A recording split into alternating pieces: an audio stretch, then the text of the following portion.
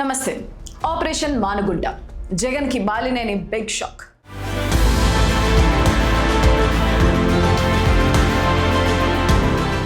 ఒకప్పుడు ఆయన వైసీపీకి మూలస్తంభం, జగన్ కు అత్యంత సన్నిహితుడు, బంధువు.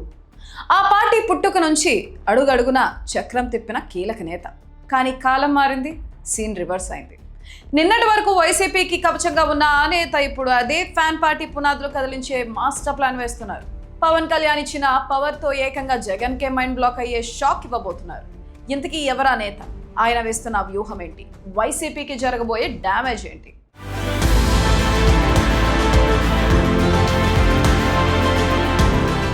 ఆ నేత మరెవరో కాదు, ఒంగోలు రాజకీయాల్లో తనకంటూ ఒక ప్రత్యేక పేజీ లిఖించుకున్న ఫైర్ బ్రాండ్ బాలినేని శ్రీనివాస్ రెడ్డి. 4 సార్లు ఎమ్మెల్యే, 2 సార్లు మంత్రి. అలాంటి సీనియర్ నేత 2024 ఎన్నికల ఓటమి తర్వాత జనసేన తీర్థం పుచ్చుకున్నారు.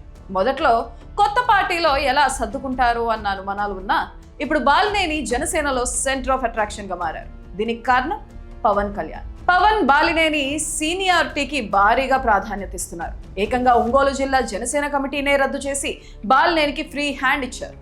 ఆయన్ను జాయినింగ్స్ కమిటీలోకి తీసుకోవడమే కాకుండా పార్టీ జిల్లా పరిశీలకుడుగా నియమించారు.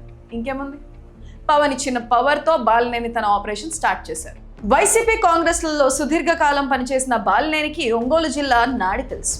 తన పట్టును మరింత పెంచుకునేందుకు ఆయన వేసిన తొలి మాస్టర్ స్ట్రోక్ పేరు మానుగుంట మహీధర్ రెడ్డి. ఒంగోలు జిల్లాలో మానుగుంట కూడా మామూలు నాయకుడు కాదు. 4 సార్లు ఎమ్మెల్యే, మాజీ మంత్రి. కందుకూరు నియోజకవర్గంలో తిరుగులేని బలం ఉన్న నేత.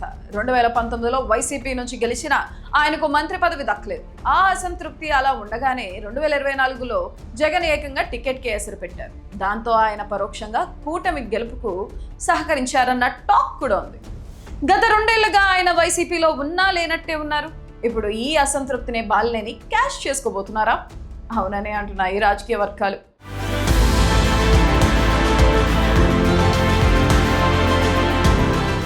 అధికారికంగా మానుగుంట ఇంకా వైసీపీకి రాజీనామా చేయలేదు.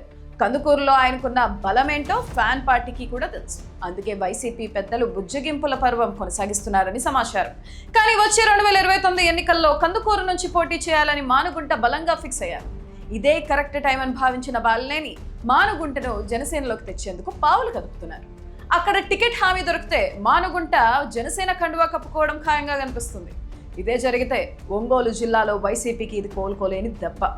ఇప్పటికే జిల్లాలో సరైన నాయకత్వం లేక వైసీపీ క్యాడర్ అయోమయంలో ఉంది. ఇప్పుడు మానుగుంట లాంటి సీనియర్ కూడా చేజారితే జిల్లాలో ఫ్యాన్ పార్టీ పరిస్థితి ఏంటి అన్నది పెద్ద ప్రశ్న. తనకు జరిగిన అవమానానికి 2024లోనే టికెట్ ఇవ్వని వైసీపీపై ప్రతీకారం తీర్చుకుంటారా?